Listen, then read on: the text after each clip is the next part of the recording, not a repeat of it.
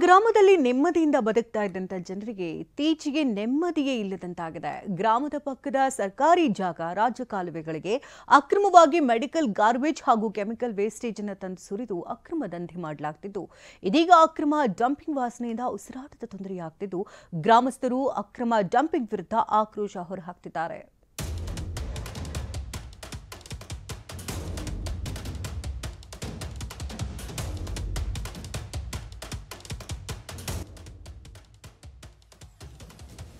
ಎಲ್ಲೆಂದರಲ್ಲಿ ಬಿದ್ದಿರುವ ಕೆಮಿಕಲ್ ತ್ಯಾಜ್ಯದ ರಾಶಿ, ಬೆಂಕಿ ಹಚ್ಚಿದ ಕಾರ್ಬೇಜ್ನಿಂದ ಹೊರಬರ್ತಾ ಇರುವ ಹೊಗೆ, ಇದೆಲ್ಲ ಬೆಂಗಳೂರು ಗ್ರಾಮಾಂತರ ಜಿಲ್ಲೆಯ ಹೊಸಕೋಟೆ ತಾಲೂಕಿನ ಭುವನಹಳ್ಳಿ ಬಳಿಯ ದೃಶ್ಯಗಳು.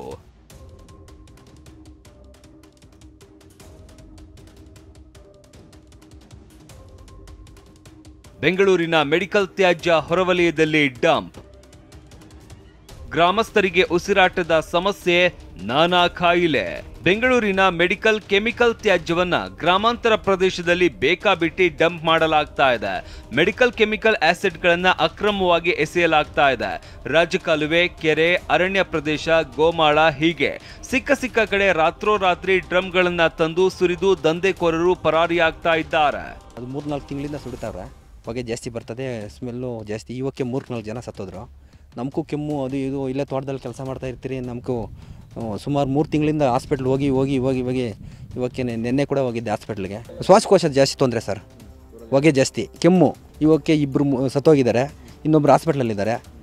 ವಿಪರೀತ ಜನ ಕೆಮ್ಮು ಅಂತ ಹೇಳ್ಬಿಟ್ಟು. ಹೊಸಕೋಟೆ ತಾಲೂಕಿನ ಭುವನಹಳ್ಳಿ ಗ್ರಾಮದ ಬಳಿ ರಾಶಿ ಮೆಡಿಕಲ್ ತ್ಯಾಜ್ಯ ತಂದು ಸುರಿದು ಬೆಂಕಿ ಹಚ್ಚಲಾಗ್ತಾ ಇದೆ. ಇದರ ಹೊಗೆಯಿಂದ ಸುತ್ತಮುತ್ತಲಿನ ಗ್ರಾಮಸ್ಥರು ಉಸಿರಾಟದ ಸಮಸ್ಯೆ, ಚರ್ಮರೋಗ ಸೇರಿದಂತೆ ನಾನಾ ಕಾಯಿಲೆಗಳಿಗೆ ತುತ್ತಾಗ್ತಾ ಇದ್ದಾರೆ. ವಾರದ ಹಿಂದೆ 50 ವರ್ಷದ ಮುನೇಗೌಡ ಅನ್ನೋರು ಆಸ್ಪತ್ರೆಗೆ ಸೇರಿದ್ದು ಚಿಕಿತ್ಸೆ ಫಲಕಾರಿಯಾಗದೆ ಸಾವನ್ನಪ್ಪಿದ್ದಾರೆ ಅಂತ ಗ್ರಾಮಸ್ಥರು ಆರೋಪಿಸಿದ್ದಾರೆ. ಪ್ಲಾಸ್ಟಿಕ್ ವೇಸ್ಟ್ ಆಗಿರ್ಬೋದು, ಇನ್ನೂ ಕೆಲವೊಂದು ವಿಷಕಾರಕ ಪದಾರ್ಥಗಳು ಮತ್ತು ಆಸಿಡ್ ಕಾರಕ ಪದಾರ್ಥಗಳು ತಂದು ನಮ್ಮ ಏನು ನೀರಿನ ಮೂಲ ಇದೆ ರಾಜಕಾಲುವೆಗಳು, ಆ ರಾಜಕಾಲುವೆ ಒಂದು 40 ಅಡಿ ಇದ್ದರೆ ಅದರೊಳಗಡೆ ಒಂದು 40 ಅಡಿ ಹಳ್ಳ ತುಳ್ಬಿಟ್ಟು ಪ್ಲಾಸ್ಟಿಕ್ಕು ಮತ್ತು ಆಸಿಡ್ನ ಹಾಕ್ಬಿಟ್ಟು ಅದನ್ನು ಬರ್ನ್ ಮಾಡ್ತಾರೆ, ಎರಡನ್ನೂ ಸೇರಿ. ಈ ಥರ ವಿಷಕಾರಕ ಪದಾರ್ಥಗಳಲ್ಲಿ ಸುಡೋದ್ರಿಂದ ತುಂಬ ಆರೋಗ್ಯದ ಮೇಲೆ ಗಂಭೀರ ಪರಿಣಾಮಗಳು ಬೀಳ್ತಾ ಇದೆ. ಆಲ್ರೆಡಿ ನಮ್ಮೂರಲ್ಲಿ 2-3 ಜನ ಶ್ವಾಸಕೋಶ ತೊಂದರೆಯಿಂದನೇ ಸತ್ತಿದ್ದಾರೆ.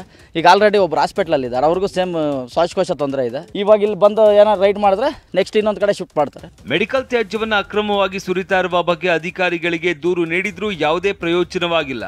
ಅನುಮತಿ ಇಲ್ಲದೆ ಅವೈಜ್ಞಾನಿಕವಾಗಿ ವಿಲೇವಾರಿ ಮಾಡಿ ಪರಿಸರ ಹಾಳು ಮಾಡೋದ್ರ ಜೊತೆಗೆ ಗ್ರಾಮಸ್ಥರ ಆರೋಗ್ಯಕ್ಕೂ ಕಂಟಕ ತರಲಾಗ್ತಾ ಇದೆ. ಇನ್ನು ಈ ಬಗ್ಗೆ ಹೊಸಕೋಟೆ ಶಾಸಕ ಶರತ್ ಬಚ್ಚೇಗೌಡರನ್ನ ಕೇಳಿದ್ರೆ ಕ್ರಮ ಕೈಗೊಳ್ಳೋದಾಗಿ ಹೇಳ್ತಾರೆ. ಅನಗೊಂಡಳ್ಳಿ ಹೋಬಳಿ ಆಗಿರ್ಬೋದು, ಸೂಲ್ಬೆಲೆ ಹೋಬಳಿ ಆಗಿರ್ಬೋದು, ಈ ಭಾಗಗಳಲ್ಲಿ ಅಕ್ರಮವಾಗಿ ಬೆಂಗಳೂರಿಂದ ಕಸನ ತಂದು ಅಲ್ಲಿ ಡಂಪ್ ಮಾಡೋಂಥದ್ದನ್ನ ನಾವು ನೋಡಿದೀವಿ.